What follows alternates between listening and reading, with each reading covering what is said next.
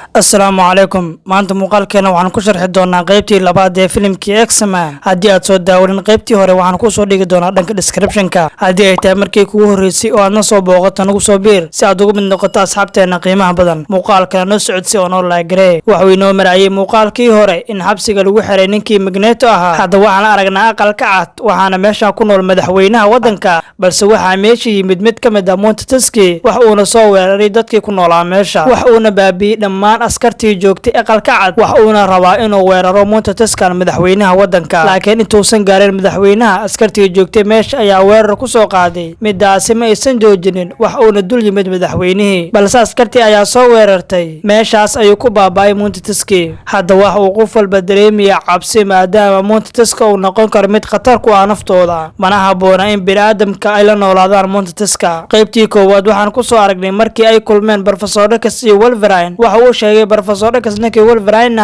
inuu xasuusan doono waayihiisii hore iyo cidda uu ahaan jiray iyo wixii ku dhacay asaga Professor X waxa uu Wolverine siiyay ciwaan hadda Wolverine waxa uu yimid meeshii ciwaanka loogu soo sheegay jawiga cimiladu waxa uu ahaa mid aad qabow u ah waxayna u muuqataa inuu Wolverine oo soo xasuusanayo wixii hore marar badan waxa uu ku arkaa xasuustiisa shaybaarka riyooyinkiisa waxa uuna dareemaa inuu halkaas ku soo xasuusan doono xasuustiisa kadib waxa uu yimid meeshii uu ciwaanka ku qornaa balse weli waxba ma uusan xasuusanin asaga waxaa laga yaabaa inuu wax soo xasuusto inay qaadato waqti dheer kadib hadda waxaan aragnaa Professor X waxaana la jooga kooxdiisa waxayna la hadlayaan Professor X waxa uuna leeyahay Professor X waxaa jira qof nagu dhaxnool oo weeraray madaxweynaha waxuuna sii raaciyay waxaa laga yaabaa in qofkaasi uu yahay qof caadi ah uusan ahayn qof Montetus ah hadda waxaa TV-ga ka hadlaya senatarkii ansixin lahaa in Montetuska uusan la noolaan karin bini'aadamka muxuu ansixiyaa ninkaani asagaaba horey Montetus looga dhigay ninkaani senatarkii waa uuna soo baxay wax uuna qabtay shir lagu ansixinayo inuu Montetuska la noolaan karin bini'aadamka wax uuna yidhi senatarkii isagoo qudbeenaya dadkii Montetuskan waxay baabiyeen dunida hadda waxay ogaadeen inuu jiro goob uu degan yahay Montetuska waxayna ku nool yihiin halkaas waxayna sidoo kale ay leeyihiin diyaarad ay ku safraan markasta ninkan waa nin askari ah waxaana lagu magacaabo Striker waxa uuna rabaa inuu xirxiro wixii Montetuska oo ku nool magaalada waxa uuna ka ilaalin doonaa madaxweynaha iyo shacabka wayna soo baxaan senatarkii iyo ninkii Striker ah senatarkii ayaa weydiiyay Striker sideed ku ogaatay in Montetuska ay degan yihiin halkaas Strikerna guriga uu sheegay waxa uu ahaa guri weyn oo degan yahay ninkii Professor X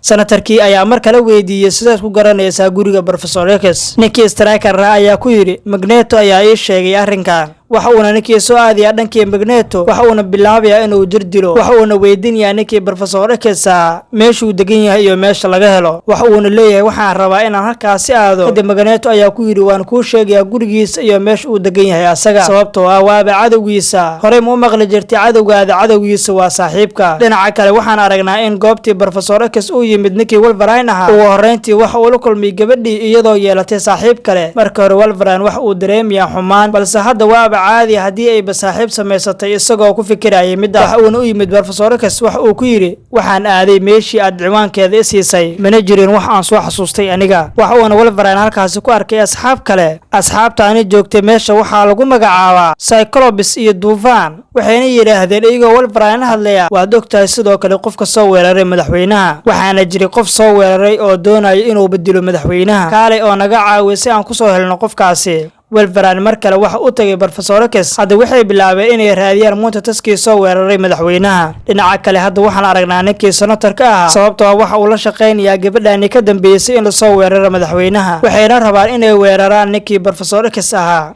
Striker waxa uu soo diriyaa gabadhiina waxay soo aadaysaa xafiiskii Professor X waxayna hubinaysaa kombiyuutarkiisa waxayna soo saartay dhammaan macluumaadka waxayna u timid inay ogaato in Magneto uu ku jiro xabsiga waxayna iska dhigaysaa qof waardiye ah kadib Professor X waxa uu la kulmayaa ninkii Magneto waxa uuna ku leeyahay yaa madaxweynaha soo weeraray sheeg waxa uuna sii raaciyay runtii ii sheeg haddii aad weerarkaani adiga ka dambayso Magneto waxa uu ku leeyahay sideen ku sameyn karaa arrinkaasi sababtoo ah waxaan ku jiraa xabsiga laakiin run ahaantii waxaan ka sheekaysanahay ninkii Striker waa uu sameyn karaa wax uuna soo weerar karaa madaxweynaha isagoo isku sheegaya askari Striker iyo asxaabtii kale waxay weerareen gurigii Professor X iyo xitaa ciidankiisa waxaana halkaas joogay Wolverine iyo asxaabtii kale waxayna meeshaas ku galeen dagaal culus kadib markii ay weerareen ninkii Wolverine Wolverine waxaa laga dhaawacay gabadhii wax uuna badbaadsaday gabadhii. kadib waxay yimaadeen goobtii Professor X waxayna rabaan inay macluumaad ka helaan, balse wax macluumaad way ka waayeen meeshaas sababtoo ah waxay rabaan inay dhammaan soo gabagabeeyaan asxaabtii Professor X. hadda waxaan aragnaa inay Raven ku timid diyaarad si ay u badbaadiso Magneto sababtoo ah waxay ogtahay inaysan jirin wax bir ah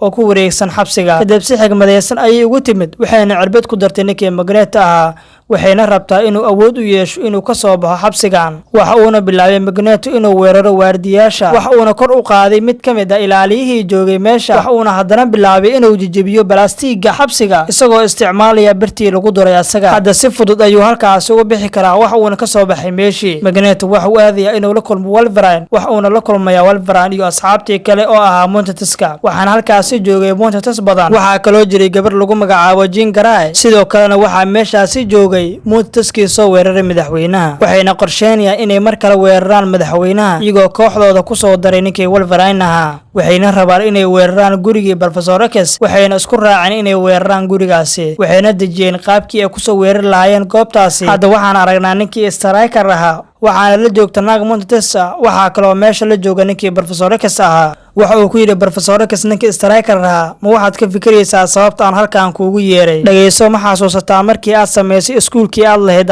adiga daarta ayaan iskuulkaasi caruurteyda u keenay si aad ugu dhigto xubin ka mid ah dadka ku dheereeya Monteteska, balse adiga waad iga diiday arrinkaas. ma aadan rumaysanen inuu wiilkayga leeyahay awood badan. markii aan wiilkayga guriga ku soo celiyay awoodiisa waa ay sii kordhaysay marba marka ka dambeysa, isagana ma xakameyn karo awooddaasi. hooyadiisna wuxuu ku qasbay inay waalato isagoo maskaxdeeda maamulay. xaaskayga waxay ka dhigan tahay inay u geeriyootay amaradii uu siinayay asaga. maalintaasi waxay ahayd maalintii ugu darneed noloshayda, mana ilaawi karo maalintaasi. haddii aad ogolaan lahayd in wiilkayga aad waqtigaasi barto awoodaha Monteteska, ma uusan samayn lahayn wax uu maalintaasi sameeyey. laakiin wiilkayga hadda wuxuu noqday mid aad u xanuunsan. ugu dambeyntii Professor X wax uu meesha ugu wacay wiilkiisa, waxa uuna ku yiri wiilkayga waxaa xakameeyey waqtiga. balse markuu arkay Striker ninkii ayuu ku yiri maya, macquul ma ahan. waa uuna isiga tegay meeshii. Professor X waa uu soo baxay waxaana la socota gabar yar, waxa uuna ku yiri gabadhii hadda keligay ayaan ahay, mana jirto cid la ciyaari doonta. waxa uuna galay qolkiisa. hadda waxaan aragnaa asxaabtii Monteteska ahayd waxayna ku guda jiraan howlgalkooda. River hadda asxaabteeda waxay ku dhahaysaa waa inaad ila raadisaan Professor X. kadib waxay hoos u dhigaysaa heerkulka meesha, taasi awgeed cimilada waxay noqonayaan mid qabow ah, waxayna faa'iido u tahay wiilkii Professor X. waxa uuna lumiyaa dareenkiisa sababtoo ah dareenkiisa waxa uu ahaa qabowga. intaas kadib jawiga waxa uu ku soo noqonayaa sidii sii hore. waa kana Wolverine waxa uu soo xasuusanayaa xasuustiisa, waxa uuna xasuusanayaa waqtigii lagu shubayay jirkiisa biraha. waa uuna soo dhaqaaqay si uu soo aarsado qofkii ku shubay biraha, balse waxaa dagaal ku soo qaaday naag Montetes ah. waxayna gudo galeen inay dagaalamaan, balse naagtaani waa mid awood badan. waxay si kala joogsi lehen u soo weeraraysaa ninkii Wolverine ahaa, balse ugu dambeyntii waxa uu ka taagay seeftaale meeshaasi ayayna ku dhimatay naagtii. kadib dhammaantooda way soo baxeen iyagoo soo qaaday Professor X. balse maxaa dhacay oo loo soo qaadayaa ninkan? sababtoo ah meesha waxaa soo galay biyo. diyaaradii ay saarnaayeen waxaa ku soo wajahan biyo. haddii ay meeshan sii joogaan way ku qarqami karaan. gabar lagu magacaabo Jean Grey ayaa tiri hawlwelina waan xakameyn karaa biyahan. waxayna ku tiri dhammaantiina xarooda oo gudaha gala. waxayna u dhowaatay biyaha waxayna guda gashay inay joojiso biyihii. nasiib wanaag waxa u suurto gashay inay diyaaradooda halkaasi ka duusho iyadoo gabadhiina ay halkaasi ku baaba'day kadib markii ay badbaadisay asxaabteeda iyadoo nafteeda u hurtay. ayagana way ka foqday markay arkeen inay badbaadeen. dhammaantooda waxay noqdeen kuwa ku nabadgala diyaaradda dhexdeeda. Professorkii ayaa yiri isagoo u qudbeynaya asxaabtiisa Monteskan ku nool dunida waa kuwa aad u kala duwan, balse waxaad ogaataa waxaa diyaaradda la saaran madaxweynihii. waxa uuna ka mid yahay dadkii ka badbaadiyay biyaha. isagoo sii hadlaya Professor X waxa uu yiri saaxiibteena Jean Grey waxa ay nafteeda u hurtay inay badbaadiso anaga. waxaana rabnaa sidoo kale inaan ogaano faa'iidada ay Monteska u leeyihiin adduunyadan. mana ogolaanayno inuu Montes kasta uu si xun ugu dhinto adduunka. waxayna ku yiraahdeen madaxweynihii hal mar nagu kalsoono oo waxay rabaan inuu Monteska ku noolaado dunida. kadib madaxweynihii waxa uu ku yiri waayahay, waxa uuna ka ogolaaday inuusan ansixin doonin sharciga oo ah inay Monteskan dunida ku noolaan karin. qaybtii labaadna maanta halkaas ayaan ku ekeynaynaa. maanta muuqaalkan intaas ayuu ku egyahay. inta muuqaalkan mid ka xiiso badan kulmi doono sidaas iyo nabadiino.